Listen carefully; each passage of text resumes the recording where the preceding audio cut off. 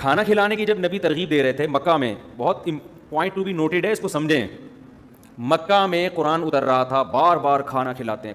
کھانے سے مراد سمجھ گئے کھانا نہیں ہے, ان کی حاجتوں کو پورا کرنا. اور اس کی وجہ یہ بھی تھی اس زمانے میں علاج معالجے کی صنعت اس فیلڈ نے تو ترقی ویسے بھی اتنی نہیں کی تھی نا, ڈاکٹر حکیم ہوتے ہی نہیں تھے, بہت کم ہوتے تھے, تو زیادہ فوکس, اور ضرورت بھی کھانے کی تھی لوگوں کو, تو اس لیے زیادہ فوکس کھانے کو اس بیس پہ بھی کیا گیا ہے. تو مکہ میں جب قرآن نازل ہو رہا تھا بار بار بار بار بار بار, سورہ بلد دیکھیں آپ, او اطعام فی یوم ذی مسغبہ, ایسے دن کھانا کھلاؤ جو بھوک کا دن ہو, یتیما ذا مقربہ او مسکینا ذا متربہ, ایسے یتیم کو کھلاؤ جو قرابہ دار ہو, ایسے مسکین کو کھلاؤ جس کو بھوک نے مٹی سے ملا دیا ہو.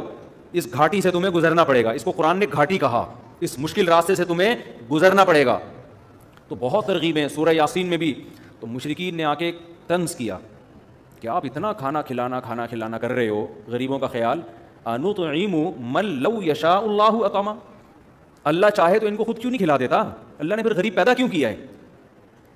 سمجھ میں آ رہی بات؟ اس کا مطلب کیا ہوا کہ یہ ترغیب صرف مسلمانوں کو نہیں تھی, یہ کس کو تھی بولو, کافروں کو بھی تھی. ورنہ جب مشرکین نے یہ اعتراض نقل کیا, اور قرآن نے بھی مشرکین نے جب یہ اعتراض کیا تو قرآن نے ان کی ورڈنگ کو بھی قرآن کی آیت بنا کے نازل کر دیا. اگر یہ حکم مشرکین کو نہ ہوتا تو قرآن کہتا ہے اے نبی ان سے کہو ہم تمہیں کب کہہ رہے ہیں کہ کھانا کھلاؤ, ہم تو مسلمانوں کو کہہ رہے ہیں, ہم جانے مسلمان جانے, تمہیں بیچ میں پڑھنے کی کیا ضرورت ہے. لیکن قرآن نے یہ جواب نہیں دیا. یہ اس کی علامت تھی کہ قرآن ان کو بھی ترغیب دے رہا ہے. کیوں؟ ایک طرف ہم کہتے ہیں کہ غیر مسلم ایمان کے بغیر عمل کرے گا تو وہ قبول نہیں ہے, دوسری طرف ہم کہتے ہیں قرآن ان کو بھی کیا کر رہا ہے, ترغیب دے رہا ہے. اس پوائنٹ کو اچھی طرح کھوپڑی میں بٹھائیں. اصل میں قرآن جو ان کو ترغیب دے رہا ہے یہ وہ ساتھ ساتھ ایمان کی بھی, کہ کھانا کھلاؤ ایمان لا کر. اب ایمان کا تذکرہ کیے بغیر کھانے کا تذکرہ کیوں ہو رہا ہے؟ اس لیے کہ قرآن یہ مان رہا ہے کہ صحیح طرح سے کھانا جب ہی کھلاؤ گے جب کس پر ایمان لے کر آؤ گے, اللہ پر. تو قرآن نقصانات بیان کر رہا ہے, اللہ پر ایمان نہیں لے کر آتے, اس وجہ سے تم غریبوں کا خیال کرتے نہیں ہو. تو یہ اللہ پر ایمان نہ لانے کا ایک بہت بڑا نقصان ہے. تو قیامت میں تمہیں ڈبل سزا ملے گی, ایمان نہ لانے کی بھی, اور ایمان نہ لانے کی وجہ سے سوسائٹی میں جو فساد پیدا ہو رہا ہے اس کے بھی تم مجرم ہو, اس کی بھی سزا تمہیں ملے گی. سمجھ میں آ رہی ہے بات کہ نہیں آ رہی ہے؟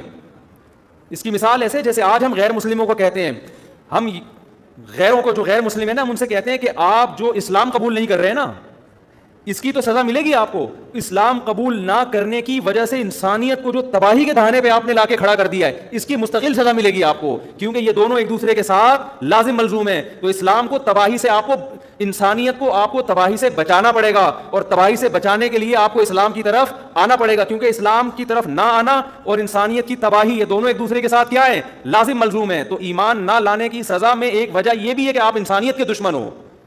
آپ دیکھ لو نا, جو لوگ ایمان نہیں لے کر آتے, خاندانی نظام کیا کر دیا انہوں نے, تباہ کر دیا. زنا معاشرے میں کیا کر دیا, پھیلا دیا انہوں نے. نشہ شراب ہر دوسرا, آج آپ لوگوں نے چند دن پہلے خبر سنی ہوگی نا, وہ شراب پی کے کوئی بہت بڑے آدمی تھے, اپنی بیوی پھڑکا دی انہوں نے. وجہ کیا ہے؟ اگر آپ مذہب کو فالو کرتے تو مذہب آپ کو شراب پینے کی اجازت نہیں دیتا, لہٰذا آپ اس بحث میں نہیں الجھتے کہ پینا چاہیے کہ نہیں پینا چاہیے. آپ نے مذہب کو فالو نہیں کیا, آپ خامخواہ کی بحث میں لگے کہ پینے سے کیا ہوتا ہے. اب جب ہو گیا تو وہ یہ ہوتا ہے پینے سے. اب وہ جو جس کو مار دیا وہ واپس ہو سکتی ہے؟ ہم تو اس بحث میں ہی نہیں. اللہ کا شکر ہے میں نہیں پیتا, اللہ نے بچایا ہوا ہے.